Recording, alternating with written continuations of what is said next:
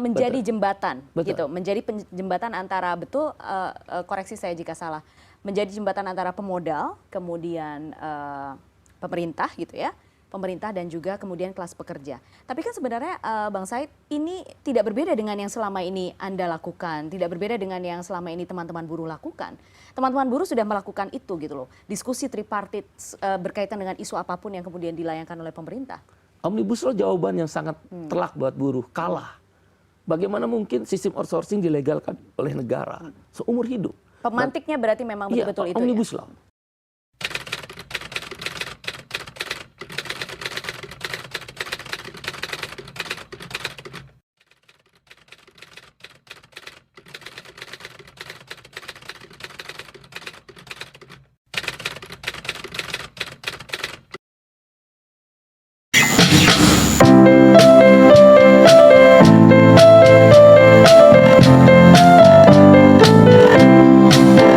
Sepasang remaja jatuh cinta di bawah asuhan Dewi Asmara, disinari cahaya purnama, disaksikan bintang-bintang sejuta, saling janjikan setia, hidup rukun damai selamanya, membina rumah tangga sampai nanti di hari tua.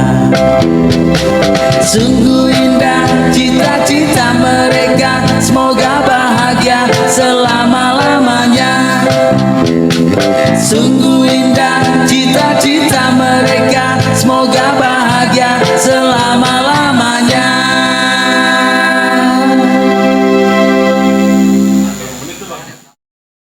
Jangan lupa like, share, komen, subscribe, dan bunyikan tombol loncengnya.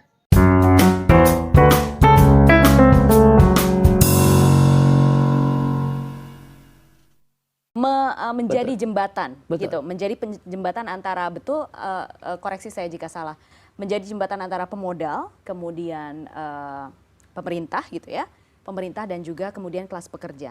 Tapi kan sebenarnya Bang Said, ini tidak berbeda dengan yang selama ini Anda lakukan, tidak berbeda dengan yang selama ini teman-teman buruh lakukan. Teman-teman buruh sudah melakukan itu, gitu loh, diskusi tripartit berkaitan dengan isu apapun yang kemudian dilayangkan oleh pemerintah. Omnibus Law jawaban yang sangat telak buat buruh, kalah. Bagaimana mungkin sistem outsourcing dilegalkan oleh negara seumur hidup? Pemantiknya berarti memang betul-betul itu Omnibus ya? Law. Seperti saya katakan di Amerika, Lula da Silva bersama KUT, Konfederasi Serikat Buruh Brazil, dan MST, Serikat Petani, mereka membangun persoalan jaminan sosial seperti Indonesia. Yeah. Begitu pula dengan upah. Nah, oleh karena itu kami ingin ada secara politik di dalam parlemen, secara konstitusional. Mbak Putri, bukan saya ingin menyombongkan diri. Andaikan Allah takdirkan, Tuhan beri kesempatan kami masuk parliamentary threshold, lolos dulu. 2029 masuk di papan tengah. 2034 Presiden Republik Indonesia itu pasti dari Partai Buruh. Ini saya artinya sudah empiris. mengarah dan kira-kira sudah pada saat yang sama mungkin di tahunnya itu kemudian Indonesia juga sudah menjadi negara industri yang kemudian bisa menjajarkan diri dengan perkembangan di negara maju gitu ya. Industri 4.0 adalah sebuah tantangan tentang bagaimana sebuah negara tidak kehilangan jati dirinya akibat industri yang begitu mudah, nggak ada lagi batas. Anda bisa COVID-19 mempercepat kita revolusi industri 4.0. Betul. Makanan kita tinggal pesan, kita tinggal duduk di rumah, bekerja bisa dari rumah. Tapi nilai-nilai sosial, peran-peran negara untuk memberikan jaminan sosial. Tadi saya bilang ada 27,7 juta orang miskin sebagai contoh. Saya ingin memberikan contoh tentang jaminan makanan. Katakanlah 30 juta. Masih banyak orang miskin yang nggak bisa makan. Seorang nenek meninggal 3 hari berturut-turut tidak makan.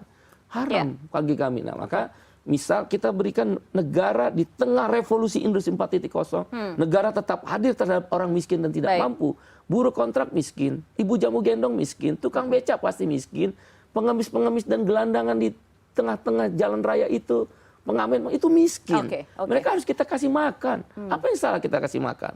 500.000 misal dalam bayangan saya. Nanti kalau kita mampu lagi 1 juta. 500.000 kali 30 juta orang miskin kita bulatkan. Sekitar 15 triliun. 15 triliun per bulan, kali 12 bulan, 1 tahun 180 triliun. Apa yang susah kita kasih orang makan? Langsung, cash money transfer. Cash, setiap bulan seumur hidup. Kling, seorang ibu jamu gendong, dia dapat 500.000 setiap bulan. Minimal, makan buat anaknya, lauk pauk yang sederhana, dia ada. Nah, apa yang salah dengan kita memberikan? Ada nggak kepikir itu? Kan enggak. Nah, begitu pula kalau orang nganggur, kita bekerja, kita bayar pajak pada negara, dan kita harus wajib demi negara. Ketika kita kehilangan pekerjaan karena kita tidak mampu, masa negara nggak bayar kita? Tapi tidak fresh graduate. Kalau fresh graduate itu pendidikan. Tapi kalau saya bekerja, karena sesuatu hal perusahaan saya tutup, saya kehilangan pekerjaan, masa saya jadi miskin? Baik. Itu yang disebut ketunjangan pengangguran. Betul. Baik, semakin menarik sekarang, tapi kemudian tantangannya tentu ada, Bang Said. Katakanlah sekarang kelompok-kelompok buruh itu banyak sekali, dan bagaimana kemudian partai buruh bisa menjelaskan dan meminta mereka untuk secara sukarela bergabung dan mendukung gerakan partai buruh. Karena kalau misalnya dari gerakan visi misi gitu mungkin semua juga punya visi misi, tapi sekarang menyatukan yang ada, menyatukan suara agar tidak terpecah belah. Nanti setelah jeda ya dijawab. Tetap bersama kami di The Politician.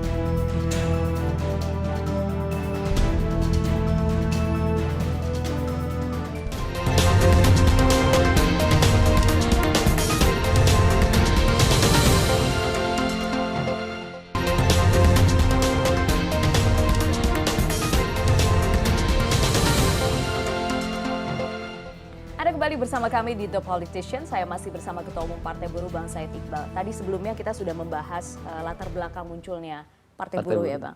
Tapi sekarang bagaimana menggabungkan? Jadi katakanlah kita bicara soal konstituen. Konstituen Partai Buruh itu berarti kelas pekerja. Sekarang saja sudah banyak sekali serikatnya, sudah banyak organisasinya. Menyatukan mereka itu bagaimana? Karena itu misi utamanya itu dong. Gitu. Di seluruh dunia, mendirikan partai buruh itu harus tidak terfragmentasi gerakan masyarakat sipil, dalam hal ini gerakan buruh, petani, nelayan, dan kelas pekerja, the working class. Oleh karena itu, belajar dari apa yang belum bisa dicapai oleh Profesor Dr. Muhtar Mapahan, di mana waktu itu hanya 1 serikat buruh, saya menerima amanat ini dengan 1 syarat pada kawan-kawan, kita konsolidasi gerakan dulu. Maka terbangunlah 11 elemen gerakan yang lebih spektrumnya lebih luas. 1 tentu dari kelompok partai buruh yang sebelumnya, dalam hal ini digawangi oleh keluarga Bang Mohtar dan Sony Puji Sasono sebagai ketua umum yang terakhir. Yang kedua, kelompok serikat buruh, maka bergabung 4 konfederasi besar. 1 KSPI, 2 ORI, melalui ORI, KSPS-nya Bung Andi Gani, yang ketiga KPBI, Ilham Saboing, kemudian ada Konfederasi Serikat Buruh Sejahtera Indonesia, anak dari almarhum Bang Mohtar. Ada 60, nah ini yang paling kuat. Ada 60 federasi serikat buruh di tingkat nasional bergabung. Dari mulai SPMI Metal, kemudian ada SPN, ada KEP, ada TSK, ada serikat-serikat Farkes, dan serikat-serikat yang lain. Ada 60. Kemudian juga di kelompok petani.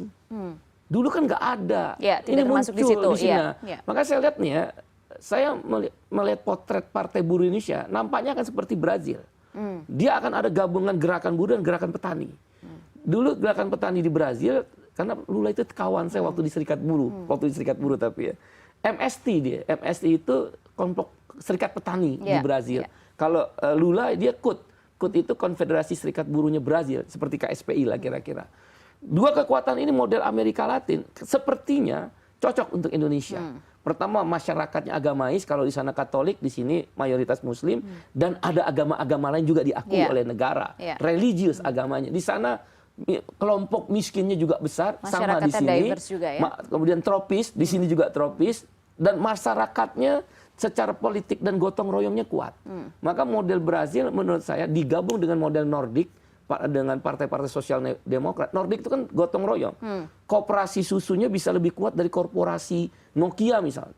Itu kan budaya Indonesia. Yeah. Maka kami berkeyakinan dengan izin Allah, dengan kehendak Tuhan ya Sang Hyang Widi, spektrumnya akan lebih luas. Partai buruh sebelumnya, organisasi serikat buruh ada 4 konfederasi dan 60 federasi tingkat nasional. Organisasi petani, Serikat Petani Indonesia ini serikat petani terbesar, termasuk perkebunan, sawah, ladang, dan perikanan. Serikat Nelayan Indonesia, kemudian juga ada pekerja rumah tangga, Jala PRT. Yeah. Bahkan Mbak Wardah Hafid dan kawan-kawan UPC Urban Poor Konsorsium gabung ke sini, miskin kota, miskin desa. Dan itu Kemudian, solid ya? organisasinya kan bisa dilihat dari track recordnya Mbak Putri. Karena Dan kami solid punya bergabung, anggota. Betul, solid bergabung. Sulit bergabung, menghidupkan kembali ada 11 elemen, termasuk FSPK, Parkes, dan organisasi perempuan percaya, forum guru honorer yang punya anggota 1,7 juta. Total konstituen kami yang captive, kami menghitung dengan keluarga 10 juta. Nah 10 juta ini, kalau kita bisa ambil batas parliamentary threshold 4% kan, 4% kalau 2019 suara sah nasional sekitar 139 juta lebih, katakanlah 140 juta, maka 5,6. Ada hal yang tidak terlalu mudah, tidak terlalu sulit, tapi bukan sesuatu yang gampang. Kami betul. punya basis konstituen di situ. Itulah modal awal. Modal awal itulah yang kita gunakan untuk memastikan, kan setiap partai tentu ingin berkuasa, tapi tentu berkuasa caranya apa. Dan bagi kami memilih welfare state. Dan kami akan urusin yang orang-orang kecil aja. Dan ini menjadi penyeimbang. Agar nanti di politik anggaran, figurnya harus terlihat jelas. Oke, kau boleh dapat infrastruktur, tapi secara bersamaan kami ingin jaminan sosial. Jaminan makanan 180 triliun kasih ke kita. Toh negara transfer langsung. Jangan ke bapak-bapak, nanti buat ngerokok.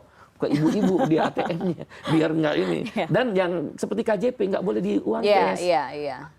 Mbak Putri bayangkan ya, andai kan 180 triliun itu buat makan, akan ada store-store di desa-desa model KUD, tapi beda konsepnya.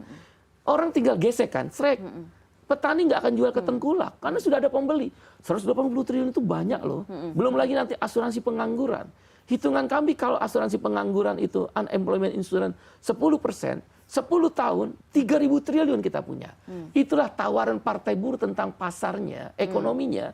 Kami nggak istilah terjebak ekonomi kerakyatan, pasar sosial. Yaitu social market ekonomi, ekonomi pasar sosial. Apa itu ekonomi pasar sosial? Tawaran kami di 11 elemen ini ingin menawarkan sebuah ekonomi pasar sosial berbasis jaminan sosial. Pasar barang itu kamu para pemodal, pasar uang kamu para pemodal, tapi pasar sosial dan pasar tenaga kerja yang tidak mengedepankan flexible labor market, itu akan menjadi concern dari partai-partai buruh. Apa itu pasar sosial? Sederhana. Dia akan berbasis, kalau fiskal dan moneter kan keuangan yang berputar dari pasar uang dan pasar barang. Di Eropa, ketika partai buruh, partai sosial demokrat, atau di Amerika Latin berkuasa partai sosialis pekerja, maka dia akan tawarkan namanya pasar jaminan sosial. Mbak Putri, uang jaminan pensiun seperti di Jepang, siapa perusahaan terbesar di Jepang? Kantor pos. Karena dia ngelola jaminan pensiun seluruh penduduk Jepang. Dia kan akan sampai 20-30 tahun nggak diambil uangnya. Hitungan kami, kalau 10% saja, 2% dibayar oleh buruh, kan buruh harus bayar, 8% dibayar pengusaha, maka akan terkumpul uang 10 tahun 3.000 triliun. Sama dengan APBN. Belum lagi tadi pasar jaminan kesehatan. Kan itu ada uang berputar 180 triliun. Kalau kita tawarkan jaminan makanan, kita tawarkan jaminan pengangguran.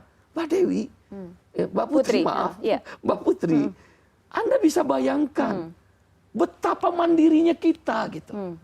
Apa yang salah di negeri ini yang super kaya raya? Timur Tengah hanya dengan minyak saja, dia bisa membayar orang gratis berobat, orang gratis sekolah. Orang bilang, oh Indonesia penduduknya banyak, tapi Tuhan kasih jumlah kekayaan alam kita lebih besar. Disitulah pertarungan tentang gagasan pasar sosial dengan pasar uang. Betul, itu kalau gagasannya ideal dan sangat menarik gitu ya. Apalagi kalau misalnya menjelang 2024 dan itu tentunya bisa dijual ke konstituen. Tapi kalau misalnya kita bicara soal partai politik ini, pembentukannya tidak sulit. pembentukannya sulit, kemudian mahal. Lalu sekarang banyak publik kemudian bertanya-tanya, ini modalnya dari mana? Modalnya dari mana? Karena apa? Harus sustain, jangan kemudian gas di depan. Ini kan maraton, rontok di belakang. Ini maraton gitu. Anda bersedia menjawab soal ini? Yes. Norwegia, Finlandia, Australia, kawan-kawan dari sana selalu tanya pertanyaan sama teman-teman media. Iya. Dari Bloomberg, dari mana? Siapa? Gitu dari kan? mana uangnya? Dari mana? Kami kebetulan sudah terbiasa di gerakan serikat buruh dan terbiasa beriur. Oh, iuran berarti betul. Mbak Putri bisa lihat bagaimana kekuatan KSPI, KSPSI, FSPMI, aksi-aksi yang kami bangun, May Day yang melibatkan ratusan ribu orang, mogok nasional melibatkan jutaan. Dari mana? Iuran. Karena mereka sadar ketika mereka mengiur, nasib mereka tentang upah akan terbayar. Nasib mereka tentang jamin kesehatan terbayar. Nasib mereka tentang masa depan mereka tentang pensiun terbayar. Itu kelebihan tentang partai kelas. Maka kami menyebutnya daily working class. Yaitu daily working party. Yaitu partai yang bekerja terus-menerus. Karena apa? Dengan iuran itulah mereka menikmati. Dan itu sudah dirasakan. Siapa orang yang nggak mau, 50.000 dia bayar dengan ikhlas, dia tahu upah dia akan naik sekian persen. Dia tahu nanti jaminan pensiun dia akan diperjuangkan. Termasuk Ya warna oranye partai buruh, warna oranye partai buruh, partainya kelas pekerja, partainya kelas pekerja, partai buruh nomor 6.